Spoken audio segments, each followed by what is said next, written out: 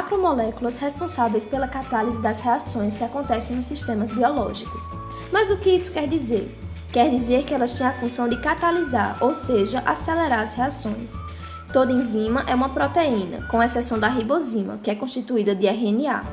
Todas as enzimas apresentam alto grau de especificidade para seu substrato e aceleram reações em pH e temperatura específicas. O resultado da catálise de um substrato será chamado produto. A enzima só vai catalisar a reação se tiver em sua forma nativa, ou seja, em sua estrutura tridimensional. O local onde o substrato vai se ligar à enzima será chamado de sítio ativo. Algumas enzimas só conseguem funcionar se cofatores ou coenzimas estiverem presentes em seu sítio catalítico. Cofatores são íons inorgânicos, como magnésio, zinco e ferro. Já as coenzimas são moléculas orgânicas, como as vitaminas. Grupo prostético são cofatores ou coenzimas que estão ligados covalentemente às enzimas.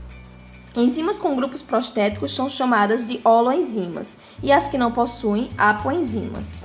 Para a nomenclatura das enzimas, vamos usar o nome do substrato catalisado ou processo realizado mais sufixo -ase. Mas atenção, existem enzimas que não seguem essa regra, é o caso da pepsina. As reações catalisadas vão ocorrer no sítio ativo das enzimas. O contorno da superfície do sítio é delimitado pelas cadeias laterais dos aminoácidos, que se ligam ao substrato e catalisam a sua transformação química. O sítio ativo só se liga a um substrato específico. Na reação enzimática, temos a participação da enzima, do substrato e do produto. A enzima vai se ligar ao substrato formando o complexo enzima-substrato. Só então, ela transforma o substrato em produto, formando o complexo enzima-produto. A enzima permanece a mesma ao término da reação. Os complexos enzima-substrato e enzima-produto são intermediários da reação. Essa reação pode acontecer transformando substrato em produto ou vice-versa. Vejamos o gráfico. Para qualquer reação de transformação, o substrato em produto ou vice-versa, deve-se fornecer energia livre ao sistema, mesmo nas reações espontâneas. Vemos no gráfico a energia livre que vai ser fornecida e a coordenada da reação, que são as fases de transformação do substrato em produto.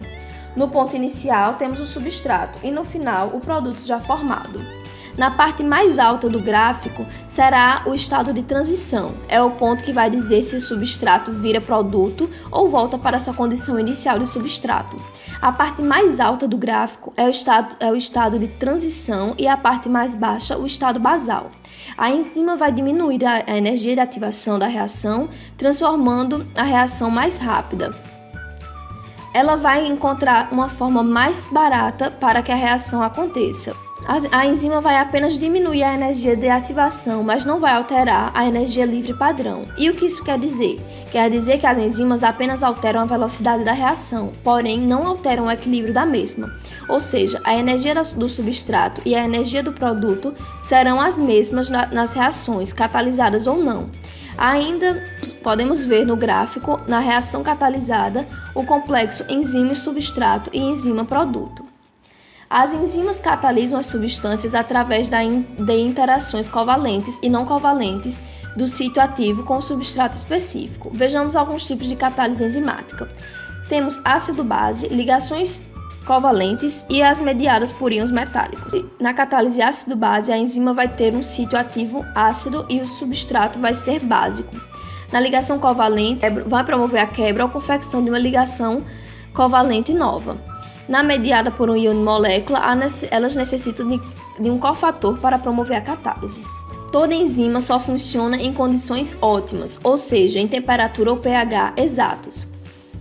Cada enzima vai ter seu pH e temperatura ótimos. Vejamos o gráfico. Conforme a temperatura vai aumentando, vai permitir maior interação da enzima com o substrato. Quando a temperatura chegar no topo do gráfico, é onde chamamos de ponto ótimo. Mas se a temperatura aumenta mais, a enzima desnatura e perde a sua função. E o pH, conforme aumentamos ou diminuímos, vai chegar a uma concentração ótima, na qual o pH pode ajustar o sítio da enzima para facilitar a interação química do substrato com a enzima. Ou seja, o topo do gráfico representa o ponto ótimo. Passando desse ponto, se o pH aumenta ou diminui e se a temperatura aumentar, a enzima perde sua atividade, pois começa a desnaturar. Cinética enzimática é a parte da enzimologia que estuda a velocidade das reações enzimáticas e os atores que influenciam essa reação, ou seja, a velocidade de uma reação enzimática depende das concentrações de enzima e substrato. Vejamos no gráfico. Esse é o gráfico de cinética enzimática de Michaelis-Menten. Ele representa o efeito da concentração do substrato sobre a velocidade da reação enzimática. Quanto maior o Km, menor será a afinidade da enzima com o substrato, pois será necessário muito substrato para atingir a velocidade inicial, que é metade da velocidade máxima.